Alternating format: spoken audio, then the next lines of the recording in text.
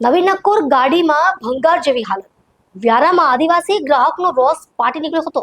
કહેવાય છે કે ટાટા એટલે ભરોસો, પણ દક્ષિણ ગુજરાતના આદિવાસી વિસ્તારના એક ગ્રાહક માટે આ ભરોસો હવે માથાનો દુખાવો બની ગયો છે. લાખો રૂપિયા ખર્ચીને લીધેલી નવી નક્કોર ગાડીએ એક જ વર્ષમાં માલિકને રોડ પર લાવી દીધો છે. વારંવારના રિપેરિંગ અને કંપનીની લાલિયાવાડીથી કંટાળીને અંતે આદિવાસી યુવાને ટાટા મોટર્સના શોરૂમ પર પોસ્ટરો સાથે હલ્લા બોલાવ્યો હતો. શું છે આ સમગ્ર મામલો, આવો જાણીએ. પીડિત ગ્રાહકે આક્ષેપ કર્યો છે કે તેમણે લીધેલી ડીઆઈ ફોલ્ડર અલ્ટ્રોસ ફેમિલી ગાડી લીધાને હજુ 1 વર્ષ પણ પૂરું થયું ન હતું. ત્યાં જ ગાડીમાં ખામીઓનો પહાડ સર્જાયો છે. ગાડી ઓઇલ ખાવા લાગતા વ્યારા ટાટા મોટર્સમાં એન્જિન બ્લોકનું મોટું કામ કરાવવું પડ્યું. એન્જિન રિપેર થયા બાદ સેન્સરની સમસ્યા ઊભી થઈ અને ગાડી અધવચ્ચે રસ્તામાં જ બંધ પડી ગઈ. લાખોની ગાડીને ટોઈંગ કરીને શોરૂમ સુધી લાવવાની નોબત આવી. શોરૂમમાં ફરી રિપેરિંગ થયા બાદ અત્યારે ગાડી ફરીથી ઓઇલ ખાવા માંડી છે, જે દર્શાવે છે કે કંપનીના એન્જિનમાં જ મેન્યુફેક્ચરિંગમાં જ ખામી છે. આદિવાસી વિસ્તારમાં આવી ગાડી વેચવાનું બંધ કરો. વારંવાર ધક્કા અને આર્થિક નુકસાનથી કંટાળેલા આદિવાસી ગ્રાહકે આજે અનોખો વિરોધ નોંધાવ્યો હતો.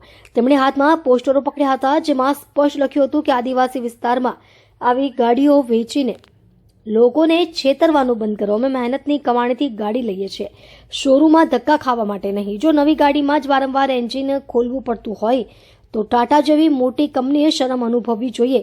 પીડિત ગ્રાહક કૌશલ ગામિત ટાટા મોટર્સ વ્યારા શોરૂમ પર સવાલ ઊભા થાય છે.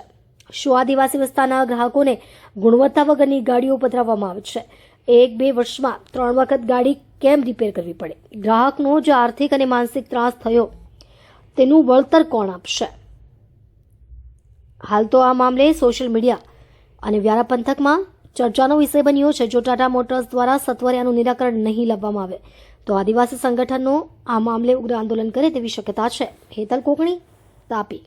મારું નામ કૌશલ ગામિત છે. શું પ્રોબ્લેમ થઈ તમને? મારી નવી ગાડી ગયા આપણે માર્ચ મહિનામાં 2 વર્ષથી લીધી હતી અહીંયાથી ટાટા ઓલ્ટોઝ સીએનજી 1054 ગાડી નંબર છે.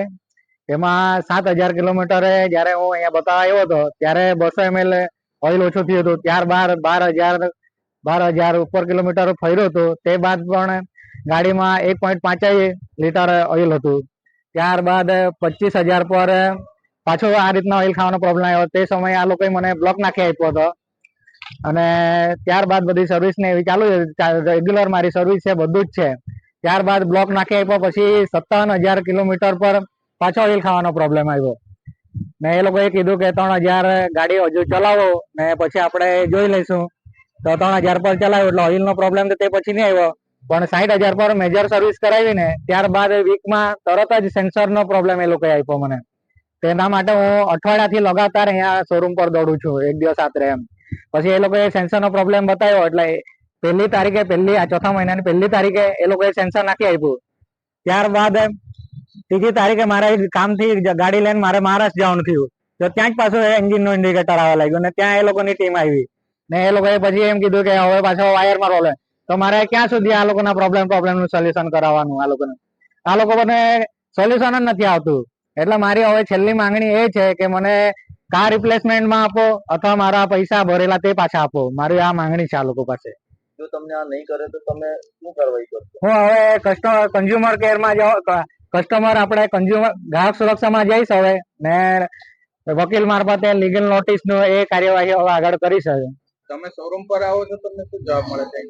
આ લોકો આટલું જ કહે છે કે અમે ગાડી બનાવી આપીએ છીએ, ખાલી બનાવી આપીએ છીએ એમ, પણ ગેરંટી આપવા તૈયાર નથી આ લોકો.